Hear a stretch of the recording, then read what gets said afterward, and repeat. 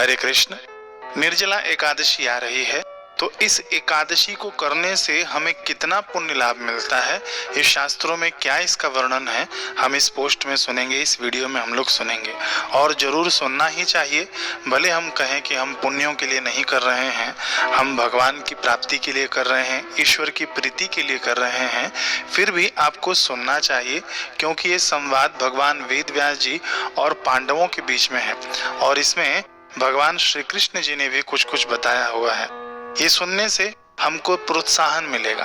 और ये वीडियो यदि आप किसी को भेजते हैं जो हतोत्साहित होता है, जो डिमोटिवेट होता है ना, उसको आप यदि भेजेंगे तो वे लोग सुनेंगे तो उनको भी बड़ी प्रोत्साहना मिलेगी। तो आइए फटाफट हम लोग जान लेते हैं कि इस एकादशी का पुण्य लाभ कितना है। सबसे पहले भगवान वेद व्यास जी कहते हैं कि चाहे सूतक हो या पातक हो, इसमें कभी भी एकादशी का त्याग नहीं करना चाहिए।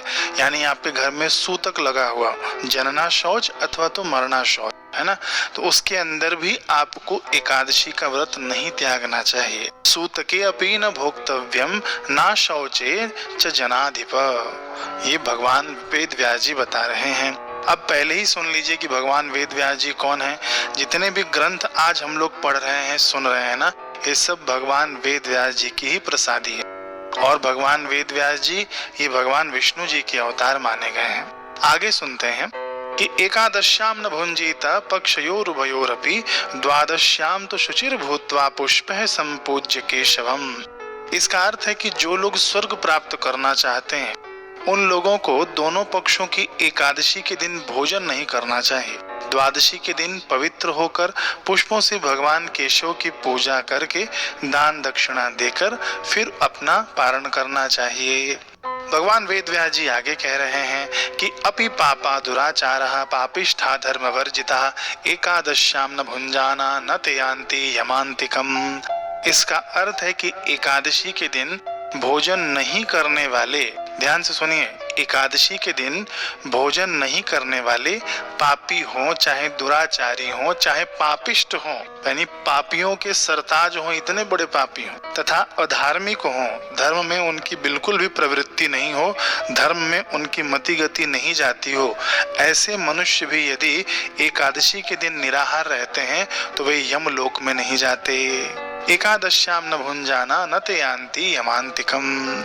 आगे भगवान वेद व्यास जी कह रहे हैं कि भगवान श्री कृष्ण ने बताया है कि सभी पुरुषों की आशा छोड़कर जो केवल मेरी शरणागति यानी भगवान श्री कृष्ण की शरणागति एकादशी निराहार रहकर करता है तो वह समस्त पापों से मुक्त हो जाता है। अब ये निर्जला एकादशी व्रत करने की महिमा बड़ी ही अद्भुत है। शास्त्रों में आता है एकादश्यान भुंजीत पक्षयोरुभयोरपि एकादश्याम सिते पक्षे ज्येष्ठे मास्युदकम विना पुण्यम फलमाप्नोति तच्छृणुष्व व्रकोदर संवत्सरे तु या प्रोक्ता शुक्ला कृष्णा व्रकोदर उपोसिता ही सर्वः। इसका अर्थ समझिए कि पूरे वर्ष में जितनी भी शुक्ल पक्ष तथा कृष्ण पक्ष की एकादशियां होती हैं, उन सबों का फल मिल जाता है। क्या, कैसे मिल जाता है? निर्जला एकादशी का व्रत करने से। वह एकादशी धन धान्य प्रदान करने वाली, पवित्र, आरोग्य और पुत्र प्रदान करने वाली होती है। धन धान्य प्रदा पुण्या पुत्रारोग्य शुभ प्रदा। जो एकादशी का व्रत करता है उसके पास महाकाय, भयंकर तथा काले काले यमदूत नहीं आते हैं। यह मैं सत्य कहता हूँ। इन वैष्णवों को अंतिम समय में, देखिए वैष्णव कौन है? जो विष्णु भगवान में श्रद्धा रखता हो, जो शिव भगवान में श्रद्धा रखता हो, वे सभी वैष्णव हैं, क्योंकि शिव जी स्वयं परम वैष्णव माने जाते हैं, सबसे एक नंबर के वैष्णव माने जाते हैं। अगर सीधी सरल भाषा में बताई जाए तो भगवान शिव जी परम वैष्णव हैं। तो किसी के भी उपासक हो हम लोग, यदि वह एकादशी का व्रत रखता है तो वह पीताम्बरधारी, सौम्य स्वभाव वाले, हाथ में चक्र धारण किए हुए, मन के समान वेग वाले विष्णु दूत आकर भगवान विष्णु के लोक में उसे ले जाते हैं। अतः सभी प्रकार के प्रयासों से निर्जला एकादशी का व्रत जरूर करना ही चाहिए। आगे भगवान वेद व्यास जी कहते हैं, ये श्लोक देखिए, किसी स्त्री अथवा पुरुष के द्वारा यदि सुमेरु अथवा मंदराचल के समान महान पाप किया गया हो, सुमेरु सबसे बड़ा पर्वत माना गया है, मंदराचल का वर्णन आप लोगों ने भागवत में सुना होगा, है ना। तो मंदराचल के समान भी महान पाप क्यों न किया हो, लेकिन वह एकादशी के प्रभाव से पूर्ण रूप से भस्म हो जाता है। सर्व पाप विनाशाय श्रद्धाद समन्वितः मेरु मंदर मात्राघम स्त्रियाम पुंसम च यत्कृतम। तो किनके पाप नाश होते हैं? स्त्रियाम पुंसाम च यत्कृतम। इसका अर्थ है कि चाहे स्त्री हो चाहे पुरुष, कोई भी इस एकादशी का व्रत यदि करता है तो उसके समस्त पाप भस्म हो जाते हैं। अब आगे भगवान कहते हैं कि स्नानम दानम जपम होमम यदस्याम कुरुते नरः तत्सर्वं च अक्षयम। इसका अर्थ समझिए कि जो मनुष्य इस एकादशी में स्नान, दान, जप और होम करते हैं। देखिए स्नान क्या होता है? स्नान पुण्य स्नान, आप उपटन लगा के स्नान करें, हर हर गंगे कहते हुए स्नान करें, सूर्योदय से पहले आप स्नान कर लें, यह स्नान माना जाता है ना। दान क्या होता है? दान के लिए आप कोई भी चीज वस्तु विशेष रूप से एकादशी के दिन आप देते हैं तो वह दान हो गया। और निर्जला एकादशी के दिन घड़े में जल भरकर देने का विधान है। कहीं मंदिर में आप दे दीजिए, कहीं पीपल के नीचे आप दान कर सकते हैं, तुलसी माँ के पास दान कर सकते हैं। घड़े में जल और मीठा दान किया जाता है। अब जप तो भगवान के नाम का जप चलता रहना चाहिए। और होम क्या होता है? यदि आप यज्ञ कर सकें तो अच्छी बात है, यदि यज्ञ नहीं कर सकते हैं तो भगवान श्री कृष्ण गीता में बता रहे हैं कि यज्ञानाम जप यज्ञोऽस्मि, खूब जप करें, जप यज्ञ मैं ही हूँ। यानी जप जो करते हैं ना वह भी यज्ञ ही माना गया है। तो ये क्या होता है कि जो मनुष्य इस एकादशी में स्नान, दान, जप और होम करते हैं उनको प्रत्येक प्रहर में करोड़ों स्वर्ण मुद्रा दान करने का फल प्राप्त होता है। प्रत्येक प्रहर में यदि आप निर्जला एकादशी का व्रत रखते हैं, निर्जल यानी बिना जल के आप व्रत रखते हैं, तो एक एक प्रहर में करोड़ों स्वर्ण दान का पुण्य फल आपको मिलता है। एक प्रहर कितने घंटे का होता है? एक प्रहर 3 घंटे का माना गया है, ठीक है। पूरे एक दिन में 8 प्रहर होते हैं। तो जितने भी प्रहर आप निर्जल व्रत कर सकते हैं उतना करिए, खूब पुण्य आपको मिलता जाएगा। वह सब कुछ अक्षय हो जाता है। और वह जो पुण्य मिलता है ना वह क्या होता है? भगवान वेद व्यास जी कहते हैं कि तत्सर्वं च अक्षयम प्राप्त में तत्कृष्ण प्रभाषितम। ये भगवान श्री कृष्ण बता रहे हैं कि जो भी आप सत्कर्म करेंगे इस दिन ना सब अक्षय होगा, जो भी आपको पुण्य मिलेगा सब अक्षय हो जाएगा। कृष्ण प्रभाषितम। तो निर्जला एकादशी किए बिना दूसरे धर्म के करने से कौन सा लाभ है? यानी निर्जला एकादशी आपने कर लिया ना तो आपने बहुत बड़ा धर्म कर लिया, ठीक है। इस एकादशी का विधि पूर्वक व्रत करके मनुष्य भगवान विष्णु को लोक में जाता है। तो देखिए वैकुंठ में जाने के लिए कितना सरल मार्ग बता दिया भगवान ने। आगे कह रहे हैं भगवान वेदव्यास जी कि हे कुरुश्रेष्ठ, स्वर्ण, अन्न, वस्त्र इत्यादि जो कुछ भी दान दिया जाता है ना, ये निर्जला एकादशी के व्रत के दिन वह सब अक्षय होता है। अतएव सब कुछ करो। एकादशी के दिन अन्न खाता है जो, वह पाप ही खाता है। इहलोक में वह चांडाल हो जाता है और मरने के बाद उसकी दुर्गति होती है। क्या कहते हैं भगवान? इहलोके च चांडालो मृतः प्राप्नोति दुर्गतिम ये च दास्यन्ति दानानि द्वादश्याम समुपोषिता। जो लोग ज्येष्ठ मास के शुक्ल पक्ष में इस व्रत का उपवास करते हैं, करके दान देते हैं, वे परम पद को प्राप्त करेंगे।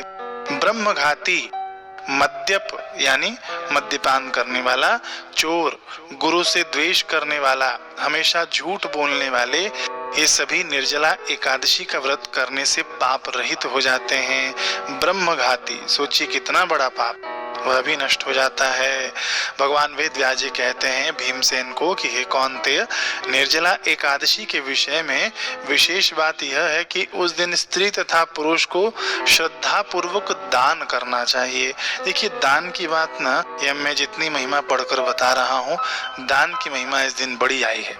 तो आप लोग दान खूब करिएगा, है ना। जरूरतमंदों को जो उनको आवश्यक हो वो दान करिएगा, ठीक है। अपने दान का ख्याल रखिएगा, कहीं किसी गलत हाथों में आप दान नहीं कर दें। आपके दान से कोई सिगरेट पिए, कोई दारू पिए, ऐसी व्यवस्था आप करके उसको मत दे देना, उसका भी नाश होगा और आपका भी नाश होगा। इस बात का ध्यान रखना। जरूरतमंद को आप दान कर सकते हैं। अब आगे देखिए भगवान वेद व्यास जी क्या कहते हैं कि जो लोग निर्जला एकादशी नहीं करते हैं वे आत्मद्रोही हैं। ऐसे लोग पापी, दुराचारी तथा निश्चित रूप से दुष्ट हैं। वे आगामी 100 पीढ़ी को तथा अतीत कालिक 100 पीढ़ी को अपने साथ श्री भगवान के लोक में ले जाते हैं। जो लोग इस दिन शांत दांत रहकर दान करते हुए श्री हरि का पूजन करते हैं। किस दिन? निर्जला एकादशी के दिन। फिर से सुन लीजिए, वे आगामी 100 पीढ़ी यानी आने वाली आपकी जो 100 पीढ़ियां हैं और अतीत कालिक 100 पीढ़ी यानी जो आपकी 100 पीढ़ी बीत चुकी है ना, पिछली पीढ़ियां, वे सब श्री भगवान के लोक में जाते हैं। जो लोग निर्जला एकादशी के दिन दान करते हैं। अब देखिए दान का इतना सारा सब आ गया तो आप लोग पूछेंगे क्या चीज दान करना चाहिए। देखिए कुछ भी आप दान करिए आपके सामर्थ्य के अनुसार, है ना। एकादशी के दिन आप न अनाज का स्पर्श करके रख लीजिए। यदि आप उस दिन नहीं जा सकते दान करने के लिए तो दान का संकल्प करके भी रख सकते हैं आप घर में स्पर्श करके।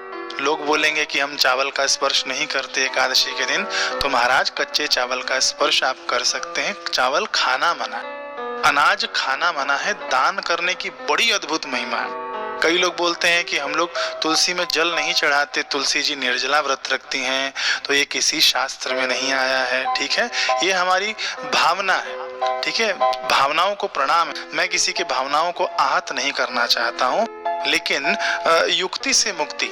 देखिए ये जल दान माना गया है तुलसी जी को, है ना। यदि आप जल दान करते हैं सूर्य देवता को, तुलसी जी को, पीपल देवता को, तो ये आपका दान अक्षय होगा। बिल्कुल निश्चिंत रहिए, शास्त्रों में मना नहीं है एकादशी के दिन जल देने के लिए।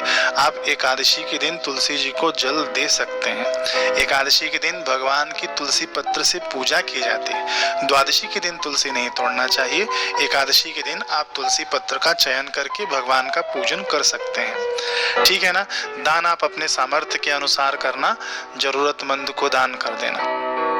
अब देखिए मैं कह रहा हूं इसलिए आप दान कर रहे हैं, ऐसा मत करना आप। मैं आपको भगवान वेद व्यास जी कह रहे हैं वह पढ़ के बता रहा हूं कि निर्जला एकादशी के दिन अन्न, देखिए अन्न की बात आई ना, वस्त्र, गौ, जल, शैया, आसन, कमंडलू तथा छाता दान करना चाहिए।